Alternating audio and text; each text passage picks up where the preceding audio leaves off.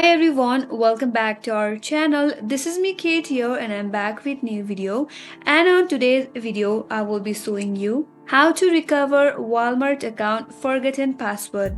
So without any further ado, let's get started with this video. First of all, on your desktop, open up the web browser that you prefer and on the search URL, type in walmart.com. Then press enter on your keyboard. That will take you to the official site of Walmart.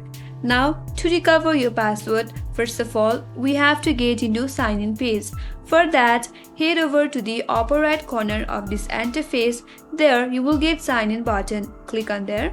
From this dialog box, click on sign in or create account. Then enter your email address. Then click on continue.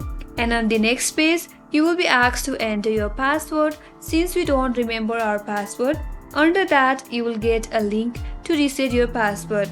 But in my case, my account has been temporarily locked. So in your case, click on reset your password. Now, for your verification, you will receive a 6-digit verification code before you create a new password. So for that, click on continue. Now for your verification, you can either verify through your email address or your mobile number. Here I will go with my email address, but if you would like to go through your mobile number, select your phone number. Then click on send code. Now a verification code has been sent to your email. So open up Gmail on your desktop. Here I have a code from Walmart.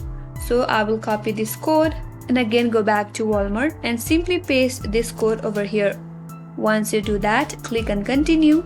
Here it will ask you to two options, that is sign in and keep current password or create a new password. Since we are creating a new password, so click on create a new password and on this box enter your new password. And remember, your password must include the following, that is 8200 characters, upper and lowercase, and at least one number or one special character. So with that on your mind, create a new password.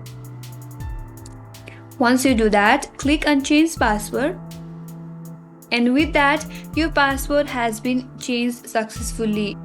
And then you will be logged into your account. So that's how you can simply recover your Walmart account forgotten password.